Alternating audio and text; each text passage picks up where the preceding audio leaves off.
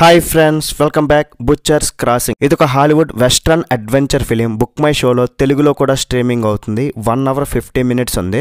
Masala scenes అంటూ ఏమీ లేవు, కానీ ఒక 2 scenesలో కొంచెం లైట్ రొమాంటిక్ టచ్ ఉంది. అవి స్కిప్ చేసుకుంటే మీ ఫ్యామిలీతో కూడా చూడొచ్చు. ఈ మూవీని ఇదే పేరుతో ఉన్న 1960లో ఒక నావల్ని బేస్ చేసుకుని కొన్ని రియల్ ఇన్సిడెంట్స్ని బేస్ చేసుకుని తీశారు. Legendary actor ghost rider hero Nicolas Cage ఒక మెయిన్ క్యారెక్టర్లో ఉన్నారు.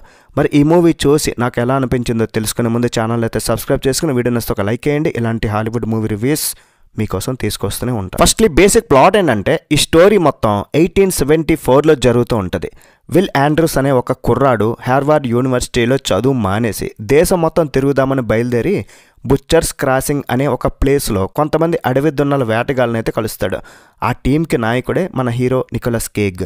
అతను అండ్ వాళ్ళ టీం కూడా ఎక్కడో కొలరాడో పర్వతాల్లో ఉన్న అడవి దున్నల్ని వేటాడడానికి, వాటిని చంపి వాటి చర్మాలతో బిజినెస్ చేసుకుంటే ఇంకా హ్యాపీగా బతకొచ్చని ప్లాన్ చేస్తారు.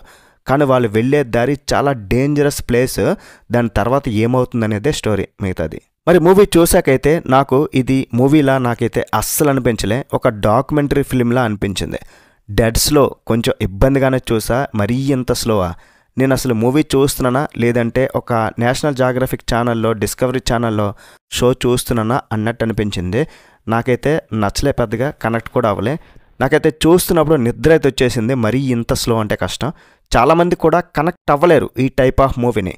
ఈ మూవీలో లాస్ట్ క్లైమాక్స్లో ఒక మెసేజ్ అయితే ఉంది, దానికోసమే తీశారు. అదైతే నాకు కొంచెం నచ్చింది.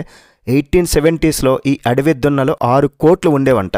వాటిని చాలామంది వేటగాళ్ళు ఇష్టం వచ్చినట్లు చంపేసి వాటి చర్మాలు తీసి బిజినెస్ చేసుకోవడం, వాటిని తినడం, వేటాడడం. సో దానివల్ల ఆ జాతి మొత్తం అంతరించిపోయింది. 2 decades అంటే 1890కి వచ్చేసరికి ఆ అడవి దున్నల జాతి సంఖ్య జస్ట్ 300 కంటే తక్కువ.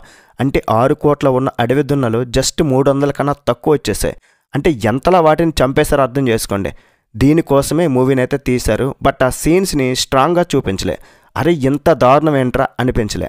అసలు ఈ కాన్సెప్ట్కి సరైన సీన్స్ పడుంటే మూవీ ఒక రేంజ్లో ఉండేది.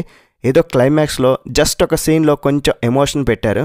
ఇక మూవీ స్టార్టింగ్ నుండి కూడా వాళ్ళ ప్లేస్కి వెళ్తూనే ఉండడం, అడవి దున్నల్ని వేటాడడం, వాళ్ళకి ఎదురైన చిన్న చిన్న ప్రాబ్లమ్స్ని చూపించడం, తినడం, మాట్లాడుకోవడం, ఇదే ఉంటుంది. సెకండ్ హాఫ్లో కొంచెం సర్వైవల్ థ్రిల్లర్లా ఏమైనా మారుతుందేమో అనుకున్నా, కానీ అలా కూడా జరగలే.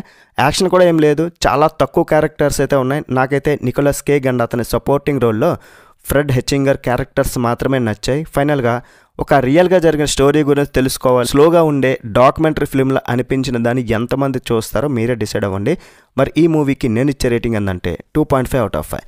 That's it guys. ఇలాంటి మరిన్ని రివ్యూస్ కోసం మన ఛానల్ సబ్స్క్రైబ్ చేసుకోండి. వీడియో నచ్చితే ఒక లైక్ చేయండి, మీ ఫ్రెండ్స్తో షేర్ చేసుకుని కొంచెం సపోర్ట్ కూడా ఇచ్చేసేయండి. బై బాయ్, జై హింద్.